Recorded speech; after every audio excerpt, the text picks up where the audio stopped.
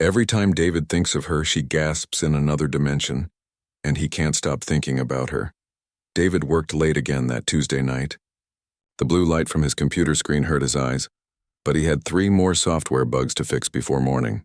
At 28, he lived alone in a small apartment in the city. His life was simple: work, gym, sleep, repeat. He liked it that way. No drama, no surprises, just logical problems with logical solutions. But lately, sleep wasn't coming easy.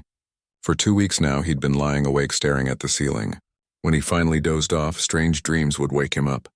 Not nightmares exactly, but dreams that felt too real. Dreams about places he'd never seen and sounds he couldn't understand. Maybe I need to cut back on coffee, he told himself, rubbing his tired eyes. The headaches started on a Thursday morning, sharp pains that came out of nowhere and disappeared just as quickly. David wasn't the type to complain about small problems, so he took some medicine and went on with his day. But the headaches kept coming, always unexpected, like someone was poking his brain with a needle. His coworker Jake noticed him wincing during a meeting. "You okay, man? You look like you haven't slept in days."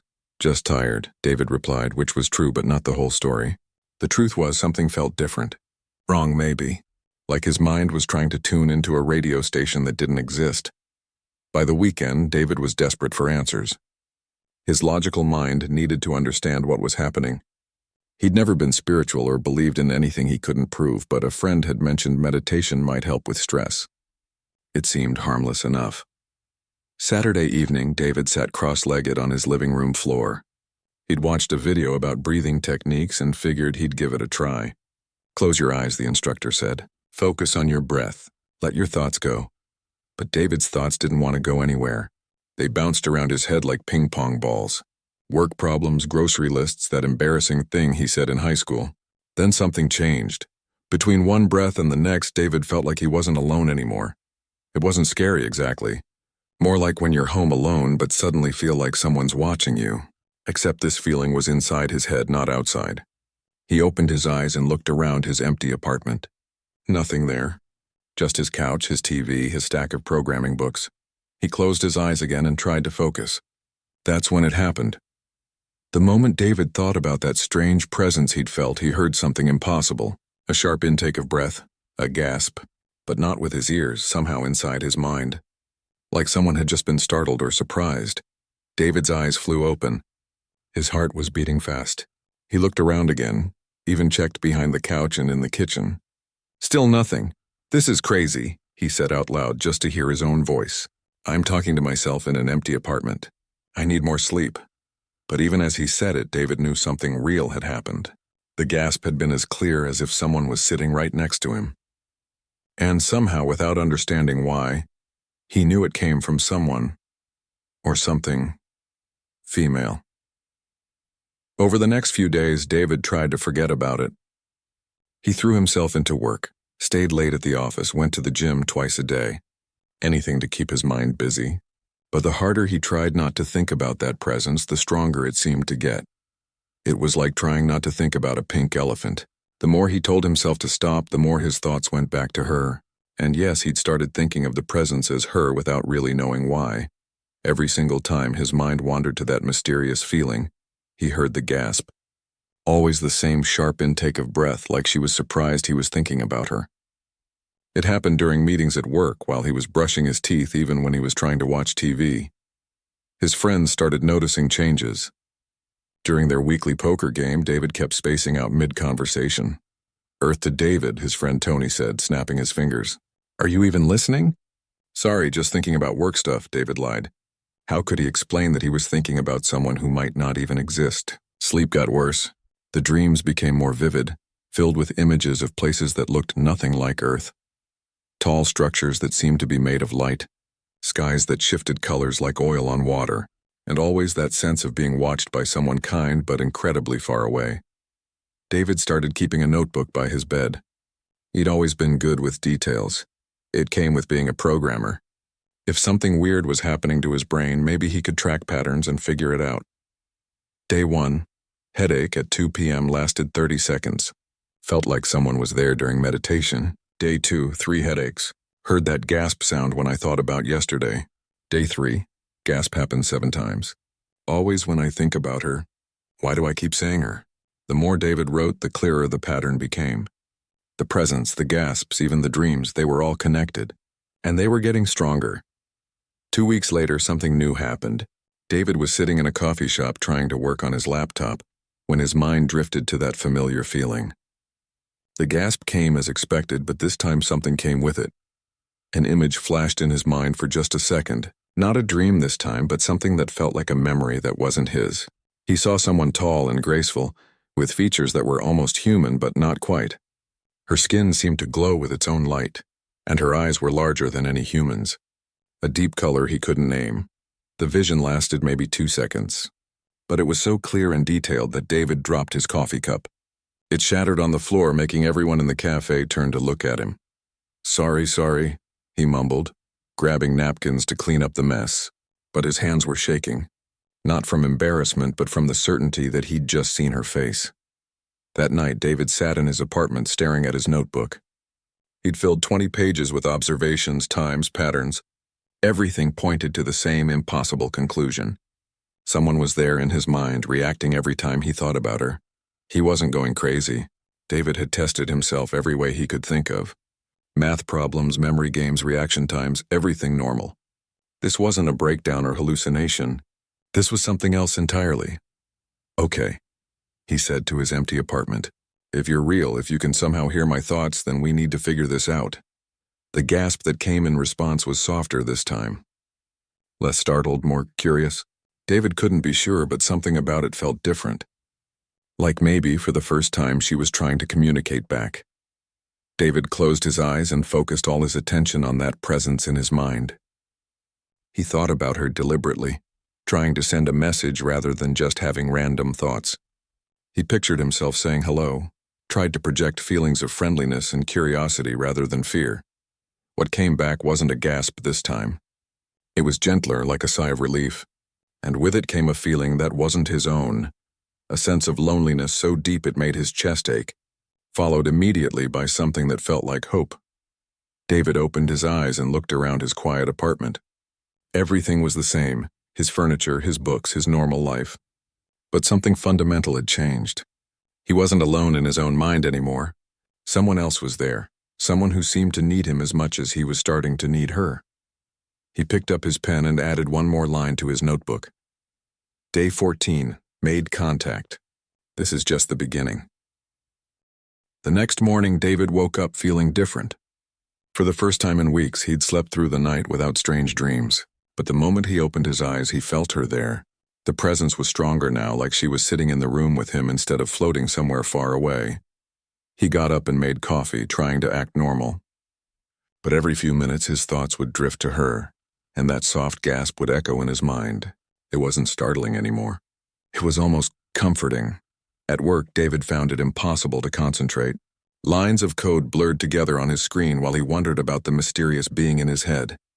Who was she? Where did she come from? And why could only he hear her? During his lunch break, David decided to experiment. He went to the empty stairwell where nobody would see him talking to himself and closed his eyes. Can you understand me? He thought as clearly as possible. The gasp came immediately, but this time it felt different. More like recognition than surprise. David tried again. If you can understand, can you show me something? Anything? What happened next made David grab the stair railing for support. Images flooded his mind, not his own memories, but hers. He saw a world of impossible beauty, where beings of light moved through crystal cities that reached toward purple skies. Everything seemed to pulse with life and energy, but there was sadness there too. The cities were empty, the lights dimming. She showed him others like herself, fading away one by one like stars going out. The vision ended as suddenly as it began, leaving David breathless and shaking. You're dying, he whispered. Your whole world is dying.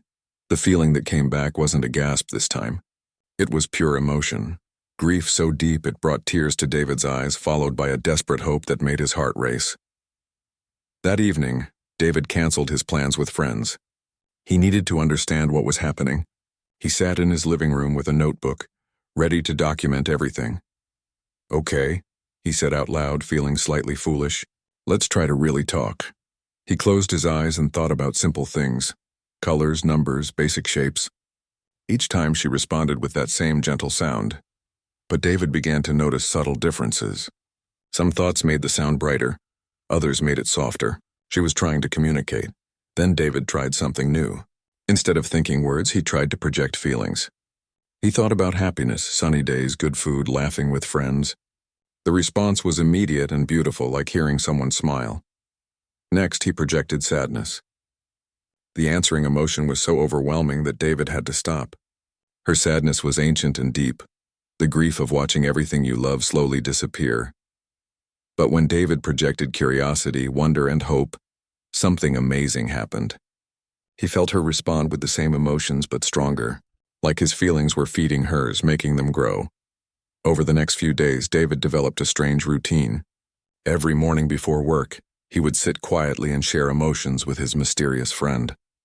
Every evening, he would ask her to show him more of her world. The images became clearer each time. He saw her people as they once were, tall, graceful beings who lived in harmony with technology that seemed like magic. They could travel between stars, create art with pure thought, and communicate through emotions and shared consciousness. But something had gone wrong. Their son was dying, and they couldn't survive in physical form anymore. They had tried to evolve beyond their bodies, but in doing so they were losing themselves. Without physical form, they had no anchor to existence. One by one, they were simply fading away. David began to understand why she had found him. His human mind was different from theirs. Where they were pure thought and emotion, he was grounded in physical reality. His thoughts had weight and substance that theirs lacked. You need us, he realized during one of their evening sessions. You need human minds to anchor yourselves. The feeling of gratitude that washed over him was so intense that David actually felt dizzy. But there was something else mixed in. Guilt, maybe even shame. David started having strange experiences at work. When he thought about her during meetings, his coworkers would suddenly pause mid-sentence, looking confused. When he projected strong emotions during phone calls, the person on the other end would sometimes react as if they'd felt it too. "This is getting weird," his friend Ben said after a particularly odd conversation. "I swear I could feel what you were thinking about. Like your emotions were contagious or something." David tried to laugh it off, but he was starting to worry. The connection was getting stronger, and it was affecting other people. The real problem started the following week. David was working late when his mind drifted to her, as it always did. But this time, instead of the usual gentle response, he felt her panic. Images flashed through his mind. Her world was in crisis. Others like her were disappearing faster than ever, and something was hunting them.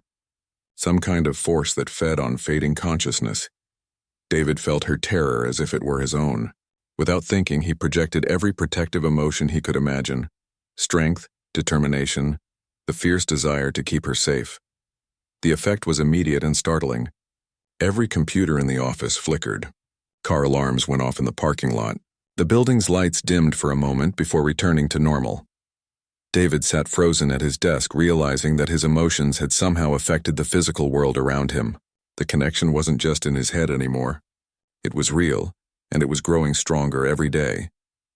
When he got home that night, David tried to reach out to her again, but gently this time. The response was relief mixed with exhaustion. She was safe, but whatever had been hunting her people was still out there.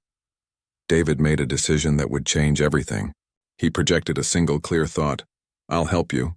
Whatever you need, however I can." The gratitude that came back was unlike anything he'd ever experienced. But along with it came something that made his blood run cold.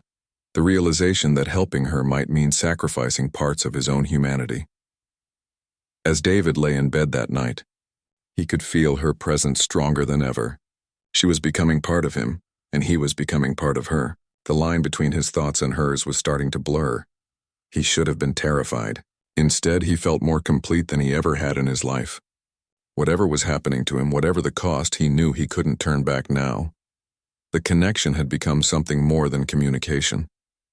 It was becoming a bond that transcended everything he thought he knew about life, consciousness, and what it meant to be human. 3 weeks after that first contact, David's life had completely changed. He barely slept anymore. Not because of insomnia, but because sleeping meant losing the connection. Every moment awake was a moment he could spend with her. His work suffered badly. David would sit at his computer for hours. staring at the screen while his mind was somewhere else entirely. His boss called him into the office twice, warning him about his performance. "You seem distracted lately," his manager said. "Is everything okay at home?" David wanted to laugh. How could he explain that home wasn't the problem? The problem was that he couldn't stop thinking about someone who existed in another dimension. Someone who needed him in ways he was only beginning to understand. "Just some personal stuff," David replied. "I'll do better." But he knew that was a lie. Every day the connection grew stronger. Every day she became more real to him than the people around him. His friends noticed the change immediately. During their weekly poker game, David sat quietly in the corner, barely paying attention to the cards in his hand. His mind was focused on her, sharing the sounds and sights of his world. "Dude, what's wrong with you lately?" his friend Chris asked. "You're like a zombie or something." David tried to engage, tried to act normal, but it felt like pretending to care about things that didn't matter. How could he get excited about poker when she was showing him cities that floated in space? How could he care about sports when she was teaching him to see colors that didn't exist on Earth? The physical effects were getting worse too. David had lost weight because he kept forgetting to eat. He had dark circles under his eyes from spending entire nights in mental communion with her. His hands shook sometimes when the connection was particularly intense. But the worst part was the isolation. David couldn't explain what was happening to anyone. Who would believe him? Who would understand that he'd fallen in love with someone he'd never touched, never seen except in visions? Someone who might not even have a body, because that's what it was, David finally admitted to himself. Love. Not the kind he'd felt for human women, but something deeper and more consuming. She understood him in ways no one else ever had. She could feel his emotions, share his thoughts, experience his world through his senses. When David ate something delicious, she experienced taste for the first time in centuries. When he listened to music, she discovered the joy of sound. When he watched a sunset, she saw beauty that her own dying world could no longer provide. And in return, she showed him wonders beyond imagination, not just the visual beauty of her realm, but concepts and ideas that human minds weren't designed to understand. She taught him to perceive time as a river that could flow backward, to see consciousness as a spectrum of light, to feel the connections between all living things. The problem was, David's human brain wasn't built to handle these experiences. He started having headaches that lasted for hours. Sometimes he would lose track of time completely, sitting motionless for entire afternoons while his mind traveled through her memories. His family began to worry. His mother called repeatedly, concerned about his absent responses during their phone conversations. His sister drove over one evening and found him sitting in his dark apartment staring at nothing. "David, you're scaring me," she said, turning on the lights. "When's the last time you ate? Or showered?" David looked at himself through her eyes and was shocked. He looked terrible, thin, pale, exhausted. But the moment his mind touched the familiar presence, all of that seemed unimportant. "I'm fine," he said. But even he could hear how unconvincing it sounded. His sister sat down across from him. "No, you're not. You look sick. What's going on?" For a moment, David considered telling her everything. But how could he explain that he was experiencing the most profound connection of his life with someone who existed in another reality? How could he make her understand that despite how he looked, he felt more alive than ever? "Just work stress," he said finally. "I'll be okay." But David wasn't okay. The connection was consuming him, pulling him deeper into her world while his body remained trapped in his. He was living in two realities at once, and the strain was becoming unbearable. The breaking point came on a Thursday night. David was lying in bed, sharing consciousness with her as usual when something went wrong. The connection suddenly intensified beyond anything he'd experienced before. Instead of gentle communication, it felt like his mind was being pulled out of his body. David found himself standing in her world, not as a vision, but as if he were actually there. He could feel the crystal ground beneath his feet, breathe the strange sweet air, see her people moving like living light through their dying cities. And there she was, more beautiful and alien than any image she'd shared. She reached out to him with gratitude and love so pure it brought him to his knees. But then David realized something terrifying. He couldn't feel his human body anymore. He couldn't remember his apartment, his life, his physical existence. He was becoming part of her world, losing himself in the process. With tremendous effort, David pulled back, forcing himself to remember who he was. The return to his physical body was like being slammed by a truck. He spent the rest of the night throwing up. his system shocked by the abrupt transition between realities. The next morning, David looked in the mirror and barely recognized himself. This couldn't continue. The connection was killing him, literally pulling his consciousness away from his body. But every time he tried to resist, tried to think about anything else, the pull became stronger. He was trapped between two worlds, belonging fully to neither, and slowly losing himself in the space between them. David realized with growing horror that she had become more than just a presence in his mind. She had become an addiction he couldn't break, a need more powerful than food or sleep or air, and the terrifying part was, he didn't want to break it. Even knowing it might destroy him, David couldn't imagine his life without her. She had become the most important thing in his existence, and he was willing to sacrifice everything, his health, his relationships, his sanity, to keep that connection alive. The question was, how long could his human mind and body survive this impossible love? David woke up in the hospital 3 days later. The fluorescent lights hurt his eyes, and the beeping machine sounded impossibly loud after the peaceful silence of her world. His sister was sitting in a chair beside his bed, dark circles under her worried eyes. "Thank God you're awake," she said, grabbing his hand. "The doctors said you had some kind of breakdown. Your neighbor found you collapsed in your hallway." David tried to speak, but his throat was dry. A nurse brought him water, and slowly the human world came back into focus. But even as he talked to his sister, answered the doctor's questions, and tried to act normal, he could feel her there, quieter now but still present, still waiting. The doctor diagnosed it as exhaustion and stress. They kept him for observation, running test after test, but found nothing physically wrong. How could they? The damage wasn't to his body. It was to something deeper, something medical science didn't even recognize existed. During his second day in the hospital, when David was alone, he finally reached out to her again. But this time the communication felt different, urgent. The images she shared made his blood run cold. Her world was under attack. The hunting force he'd sensed before wasn't just picking off the weak and dying. It was actively destroying her people. And worse, it had noticed the connections to Earth. Through her fear, David saw the truth. There were others like him, scattered across the planet, 12 humans who had made contact with her people. A programmer in Tokyo, a teacher in London, an artist in Brazil. Each one had formed the same deep bond. Each one was slowly losing themselves to the connection. But now something was tracking those connections, following them back to Earth. The same force that was destroying her world was coming for his. David felt her desperation as she showed him more. Her people hadn't chosen randomly. They had searched for centuries to find humans whose minds could handle the connection. The 12 were special somehow, their consciousness structured in a way that could bridge the gap between dimensions. "You need us to survive," David whispered, finally understanding. "But we need you to protect us from whatever's hunting you." The emotion that came back was complex, gratitude mixed with guilt, love tangled with fear. She had never told him about the danger. She had been so desperate to save her people that she hadn't considered what it might cost his. When David was released from the hospital, he found his apartment filled with concerned friends and family. They had organized an intervention of sorts, worried about his isolation and strange behavior. "We're here because we care about you," his friend Tony said.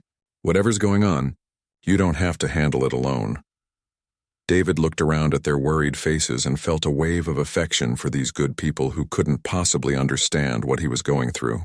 But he also felt her presence stronger than ever, reminding him that he wasn't dealing with a personal problem. This was bigger than him, bigger than all of them. That night, after everyone left, David made a decision. He couldn't keep living in two worlds while both of them fell apart. He needed answers and he needed help. He reached out to her with a clear demand. "Show me the others. Show me everyone who's connected." What followed was the most intense experience of David's life. She opened a channel that connected him not just to her, but to all 12 humans around the world who shared his condition. Suddenly, David's mind was filled with 11 other voices. 11 other people who understood exactly what he was going through. There was Lynn, a young woman in Singapore who had been connected for over a year. She had learned to control the bond better than anyone, able to communicate without losing herself completely.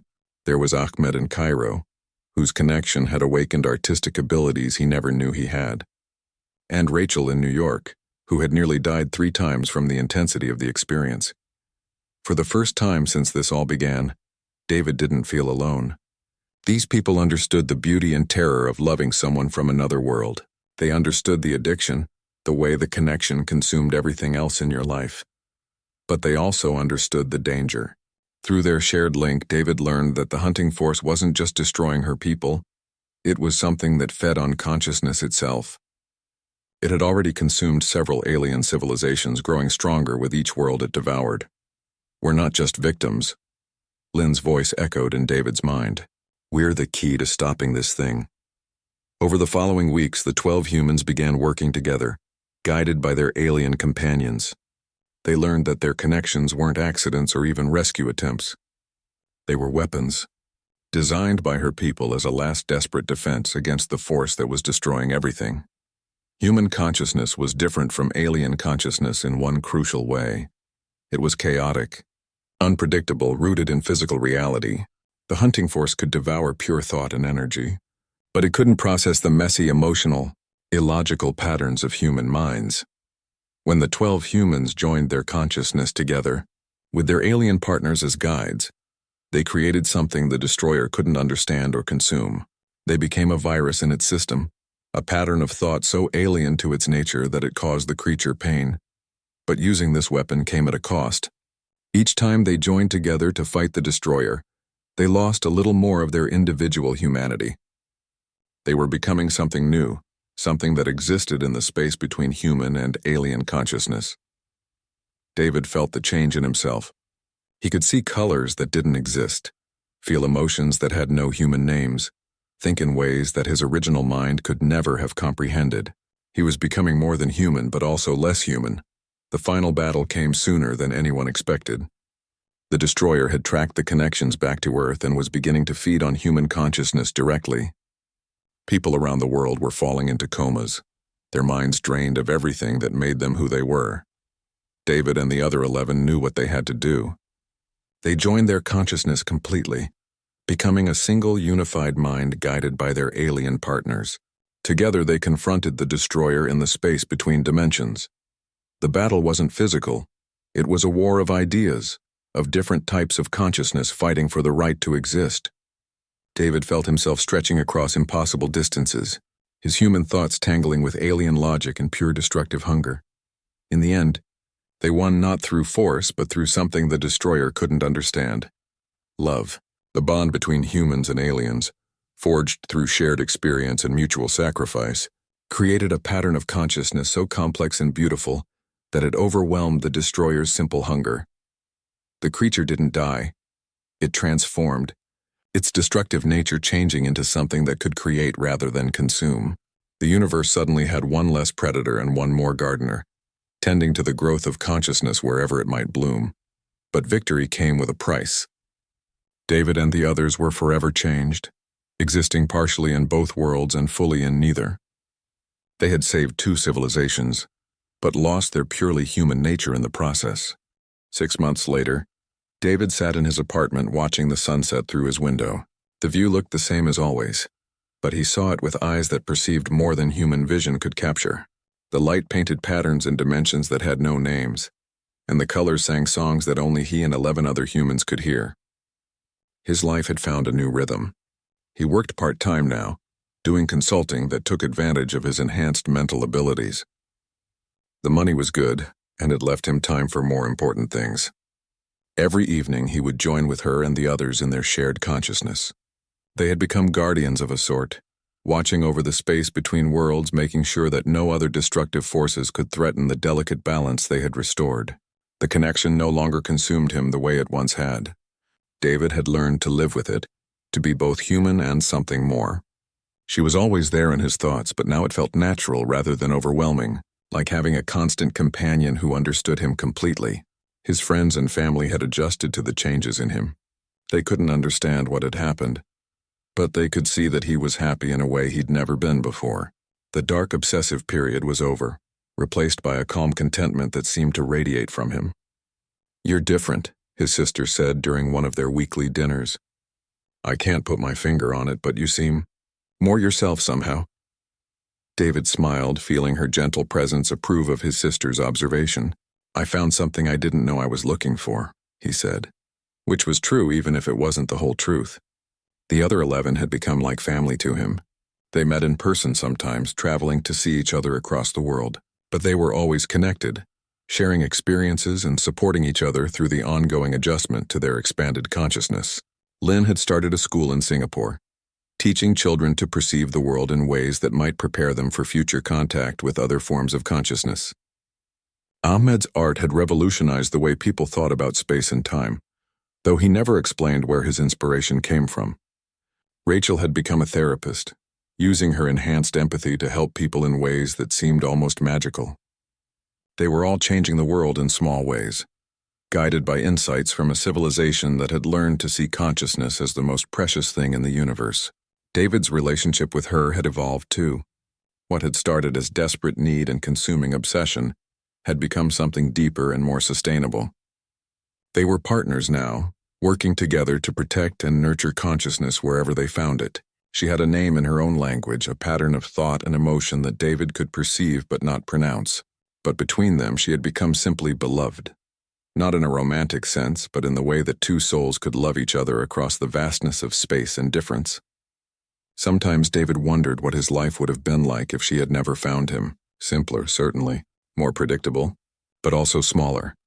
Limited to just one world, one way of thinking, one narrow slice of the infinite possibilities that consciousness could explore. He thought about the young man he had been, sitting alone in his apartment thinking his life was perfectly logical and under control. That David could never have imagined the wonders and terrors he would experience, the love he would find in the most impossible place, or the person he would become. The gasps still came when he thought of her, but they were different now. Softer, more like sighs of contentment than sounds of surprise. She was always on his mind, not as an intrusion or obsession, but as a natural part of who he had become. As the sun set completely, painting the sky in colors both human and alien, David closed his eyes and reached out to touch the consciousness that had become his constant companion. The response was immediate and warm, full of the quiet joy that came from being perfectly understood. Tomorrow would bring new challenges, new opportunities to protect and nurture the consciousness they had fought so hard to preserve. But tonight, David was content to simply exist in the space between worlds, sharing thoughts and feelings with someone who loved him across impossible distances. He had learned that love could exist in forms that transcended physical reality, that consciousness could stretch beyond the boundaries of any single mind, and that sometimes the most profound connections came from the most unlikely sources. David opened his eyes and looked around his apartment one more time. Everything was exactly the same as it had been a year ago, but everything was also completely different. He was still human, but he was more than human too. He was still alone in his physical space, but he would never be truly alone again. Somewhere in the space between dimensions, she felt his contentment and shared it, sending back waves of gratitude and love that would have overwhelmed the man he used to be. But the man he had become received it with perfect calm, adding his own feelings to the eternal conversation that now defined his existence. The telepathic alien still gasped when he thought of her, and she was always on his mind. But now David understood that this was exactly how it should be. Love, real love, didn't diminish over time or distance. It grew, evolved, and found ways to exist that defied every rule about what was possible. And in the quiet of his apartment, with the stars beginning to appear in the darkening sky, David smiled and settled into another evening of the most impossible and wonderful love story ever told.